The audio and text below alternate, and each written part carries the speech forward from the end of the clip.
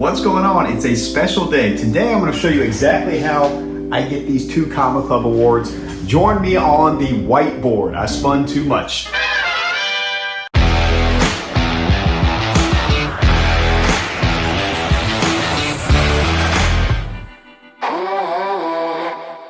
Today, the first thing that I want to talk about is the aerial view of what your marketing agency looks like. The best way I know how to do that is to draw it out for you on a whiteboard. It's whiteboard time. How we get clients, whether it's at our agency level or 2 levels down, meaning how we're going to get clients for our clients. The first step we're going to use in either one of those is going to be what I call doorways. These doorways many times are social media platforms. You got Facebook, you got Instagram. If you didn't know this, Facebook owns Instagram. If you want to run ads on Instagram, it is literally the click of a button. Then you might have Google ads, Google search ads, YouTube ads, if you want to venture there, same thing. Google owns YouTube. These are both search-related platforms. So you're going to be running ads based on search terms. Then you can keep going. You have TikTok and Snapchat, Twitter, LinkedIn. Doesn't really matter which platform you're using. They're all going to be going to the exact same place. This place is simply called a landing page. The technical term is an opt-in page. It's called an opt-in page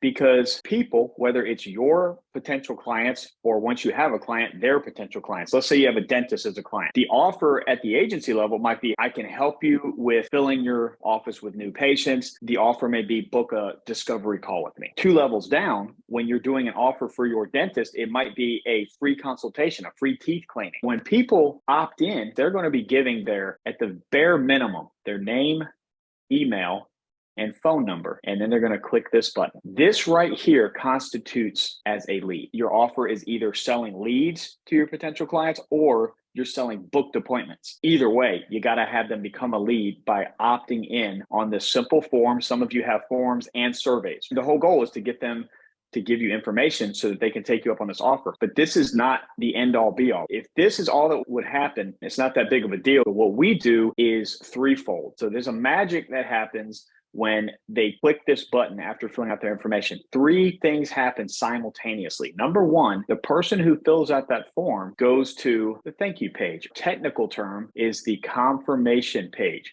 Some of you have a page in between or multiple pages in between. You could have a booking page with a calendar. Some of your niches call for that. You could potentially have a survey page. For this example, I'm just going to use a simple 2-step funnel. On your thank you pages, this goes for all of you, whether it is your agency level or 2 levels down.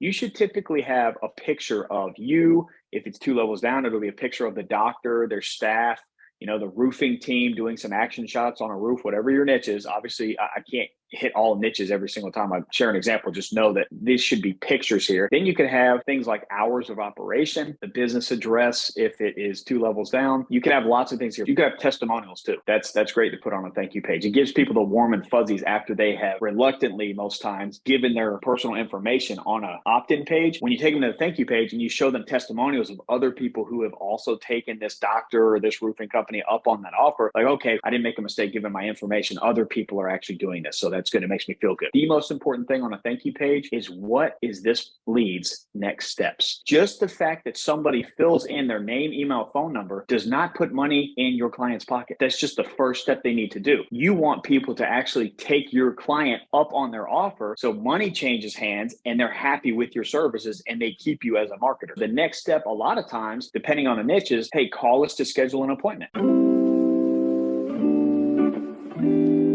If this is all that happened, the lead goes to the thank you page, not a huge deal. 2 other things happen though. There's 3 things that happen. This is the first one. The second one is this lead gets put into what is known as a workflow. A workflow is a sequence, a series of text messages, emails, another email, maybe another text message, another email. As long out as you want to make these things, the goal of this initial sequence is to do what? It's to remind them of what their next step is and give them an opportunity to take that next step. This is called a lead nurturing sequence. Some of you may have never seen this graph before. This is really good setting expectations for your clients. 20% of the leads that you bring your clients are going to be just garbage. It's people who are drunk at 3 a.m. filling forms out on the internet they don't even remember doing. The statistics here goes back further than the internet, but it is eerily true. 20% 20% are terrible. That's okay. That's fine. Why? Because the top 20% of leads are known as hot leads. These are people who want your client services ASAP.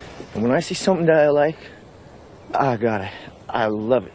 I just hired a landscaper a couple weeks ago to do a job here. If I'd have seen that ad, I probably wouldn't even fill the form out. If they had a phone number on the ad, I would have just called the number, right? Like, hey, I see your ad on Facebook. When can you come out? I would be a top 20% hot lead for that example. Hot leads are great because they excite your client. Oh man, I'm so glad I hired Jeff. The top 20% isn't quite enough money, revenue, to justify your expense as a marketer. So it's a slight problem, and that's okay as well. Why? Because this middle section here, on average, 60% of the leads you bring in are known as warm leads, and they will take your client up on the offer. They just need a little bit of nurturing. That's where our workflows come in. Cold, warm, hot.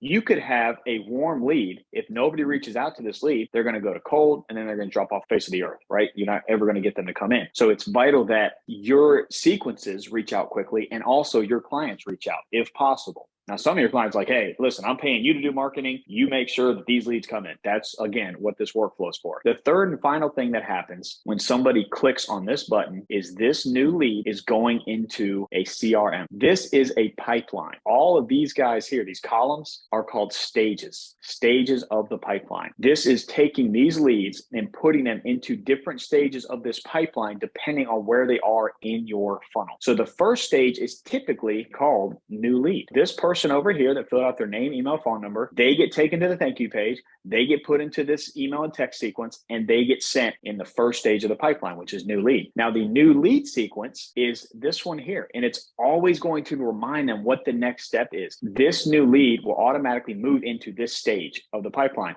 And what that does, if it's a booked appointment, it puts them in this workflow to remind them of the next steps. But if the next step is to book a call, as soon as they book a call, now they're in another workflow. And what is that for? It's to remind them when the call is, to make sure they get on the call. As soon as they book a call, you don't want them in this sequence anymore because that's going to tick them off. They're like, well, I already booked a call. Why do you keep sending me text messages? Okay, so we take them out of this sequence. We put them into this sequence. You don't have to manually do this. This will automatically do this inside of the CRM. Many of you have seen a sales funnel. Now, the point of a sales funnel is to fill this puppy with as many prospects as possible because they're going to be self-disqualifying themselves through this funnel. You're going to start with a lot of prospects up here. They're going to filter out down here based on they might not need the service. You know, they got disinterested, whatever. They went with somebody else. But at the very end, you're still going to have a few left in closing as sales. Well, if I turn this funnel counterclockwise, that is exactly what I just drew on this page. You are filling the funnel with these social media platforms up here, with these ads, with organic prospecting. Now you have an aerial view of what this is.